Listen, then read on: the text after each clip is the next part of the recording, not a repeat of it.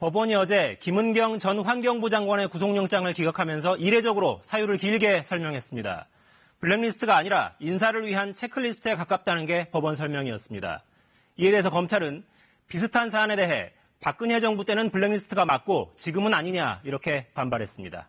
한우리 기자가 보도합니다. 김은경 전 환경부 장관에게 적용된 혐의는 크게 두 갈래. 법원은 모두 인정하지 않았습니다. 청와대가 지명한 인사를 기관 임원에 앉혔다는 혐의에 대해선 청와대와 부처가 후보자를 협의하는 것은 관행이다. 사표를 종용하고 표적 감찰을 했다는 이른바 블랙리스트 혐의에 대해선 국정농단, 대통령 탄핵 이후 정상화를 위한 인사교체였다라고 판단했습니다. 또 김 전 장관이 이 같은 행위가 위법하다는 걸 몰랐고 퇴직자라서 증거인멸 혐의도 없다고 봤습니다. 그동안 정치권을 중심으로 블랙리스트냐 체크리스트냐 이어진 공방에 법원이 1차적으로 체크리스트라고 답을 한 셈입니다. 청와대는 법원의 결정을 존중한다면서 장관의 인사권과 감찰권이 어디까지 적법하게 행사될지 법원이 기준을 정리할 것으로 기대한다고 밝혔습니다.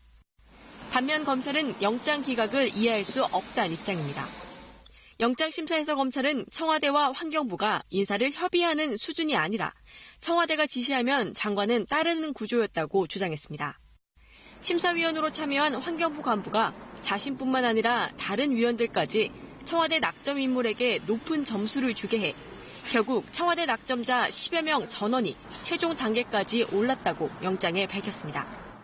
또 환경부 블랙리스트에 대해선 박근혜 정부 당시 문체부 블랙리스트 사건과 다르지 않다고 영장심사에서 강조한 것으로 알려졌습니다.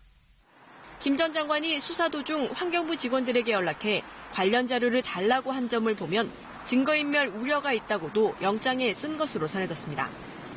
일단 윗선 수사에 제동이 걸린 검찰은 조만간 김 전 장관을 다시 불러 사실관계를 보강한 뒤 신미숙 균형인사 비서관 등 청와대 윗선으로 수사를 확대할 방침입니다. KBS 뉴스 한울입니다.